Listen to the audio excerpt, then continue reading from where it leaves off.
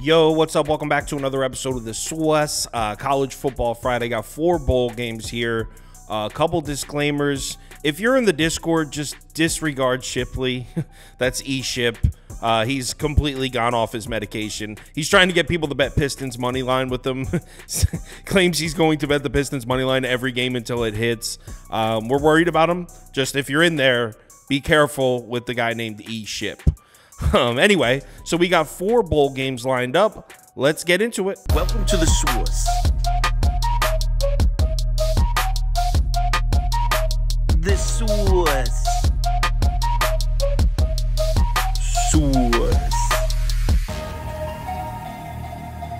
Hey, get the Swiss. So first up, we got Clemson versus Kentucky in the Gator Bowl. It's in Jacksonville, Florida.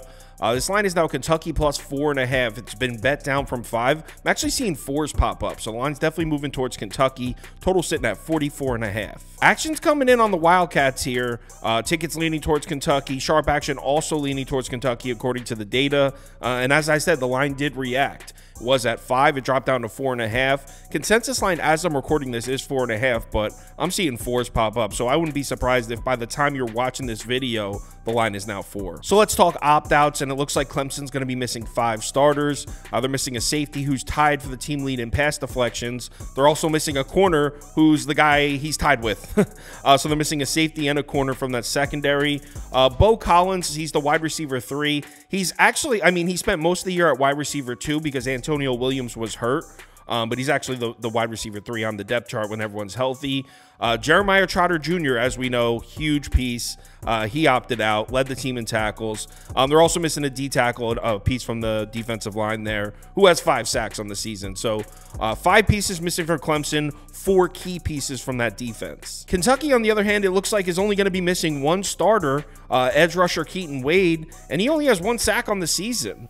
Running back Ray Davis and corner Andrew Phillips both declared for the NFL draft, but both said they're going to play in this game. So Kentucky's pretty much going to be at full strength for this one. So let's match these 2 teams up on the field. And I just mentioned how Antonio Williams had missed a bunch of time this year at wide receiver for Clemson. He's actually back. He practiced on Wednesday without limitation. So if you just started watching college football, you might not know who this is because he only played in like 2 or 3 games this year. But this is their main guy at wide receiver. He barely played this year, but he led the team in receiving last season. So he's back and ready to go. And let's face it, Clemson needs him. Clemson's offense extremely disappointing this season. Beta Rank had him ranked 72nd overall, 82nd in effective pass, 64th in effective rush. And the passing attack is going to need to be there for Clemson because Kentucky's been a solid run defense this whole year, and they're bringing back basically the entire unit. Kentucky finished the season rated 32nd overall defensively.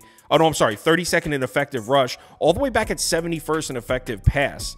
Cade Klubnik has to make plays through the air in this one. And you got to ask yourself, do you really trust Cade Klubnik right now, especially enough to lay 4.5, 5 points?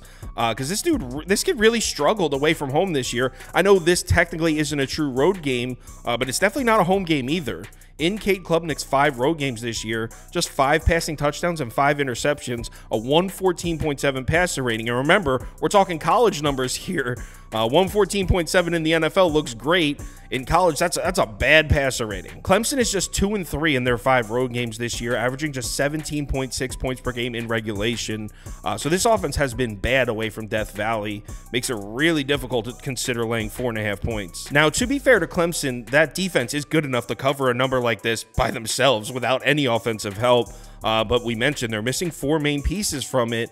And to be honest, I think this Kentucky offense is going to be motivated here. Ray Davis, like I said, going to the NFL, he's choosing to play in this game, obviously indicating that it means something to him. Not to mention, Devin Leary's coming off a really good game. He finished the season with a great game. I know 12 of 22 doesn't look impressive, but we were seeing explosive plays from the Kentucky passing attack, something we hadn't seen for most of the season. And this was on the road at Louisville, whose defense has been rock solid all year. I know they didn't look great in the bowl game against USC last night, or was that? No, that was last night.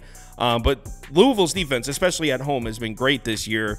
Devin Leary made some plays through the air. So you add on the fact that this is most likely Devin Leary's last collegiate game.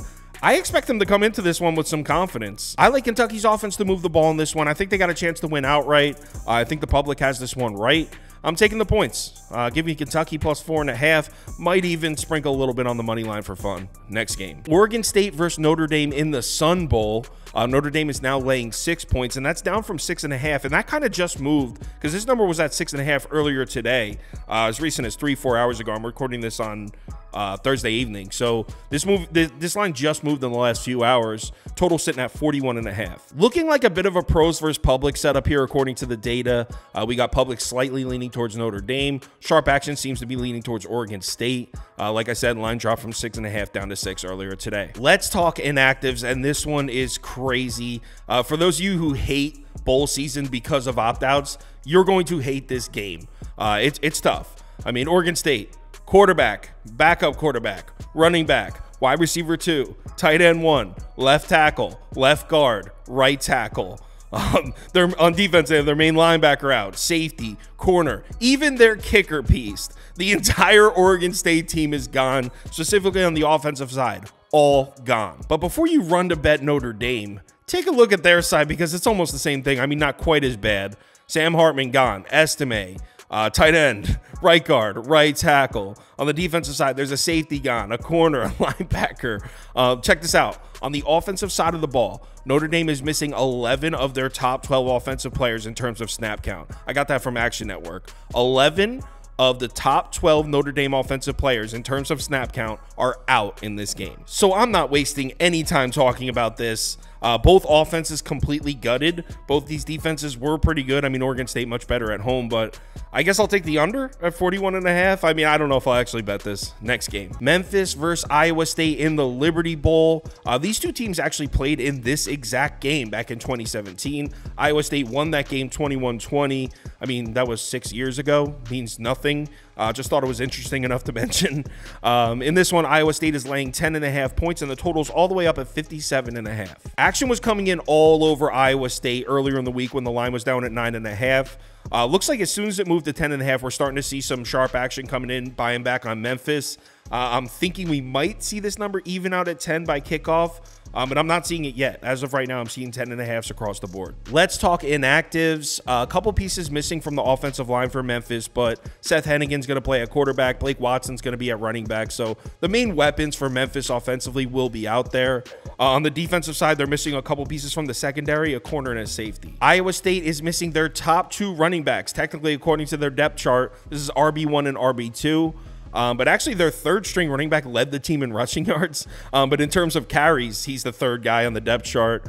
So they still have a guy back there taking carries who's seen plenty of the field this year. They're also going to be missing a corner on the defensive side. So both these teams in pretty good shape, inactive-wise. Let's match these two teams up on the field. And this is kind of tough with the line movement because the truth is I like Iowa State to win this game comfortably. But now that it's up at 10.5, definitely lost a bit of its value. Straight up, it's just really tough to back this Memphis defense in any capacity. I mean, Beta Rank has them at 119. 119th ranked defense in the FBS this season, 119th in effective pass. I mean, and now they're missing 2 starters from the secondary as well. And did you see how Rocco Beck finished out this season? He was excellent. If you look at his numbers from the last 4 games, all 4 of his games in November, 72% completions, 10.5 yards per pass attempt, 10.5, 7 touchdowns, 2 picks, a 180 passer rating. And 3 of those last 4 games were against ranked opponents. He went on the road and threw 3 touchdowns at Kansas State. He played really well against Texas. I mean, this kid's a freshman, and he was really playing his best football at the end of the season. So I don't see any reason why Iowa State doesn't put up a big number in this game, at least 40 points. Rocco Beck should put up big numbers through the air as well. And on the defensive side, Iowa State's had a great season.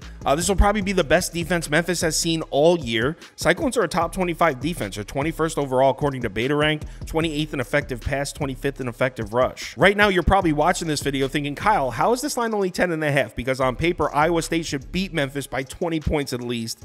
And the answer to that is this is a home game for Memphis. It's a Liberty Bowl. It's played in their home stadium. So betting this one comes down to how you personally like to bet. How much do you factor in the home field advantage for Memphis?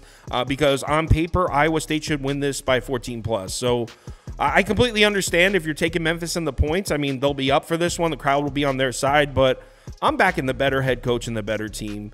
Give me Iowa State. I haven't bet it yet. I'm going to wait it out and try to grab a 10, but Worst case scenario, if I get stuck with a 10.5 at kickoff, I'll take that too. Give me Iowa State minus 10.5, hoping for 10 next game. Cotton Bowl is up next. Missouri versus Ohio State. This line is now Ohio State minus 3.5. This line's been on the move. Total sitting at 49. Action's coming in on Mizzou in this one, but the line's actually moving the other way. Monday morning, this was Ohio State minus 1.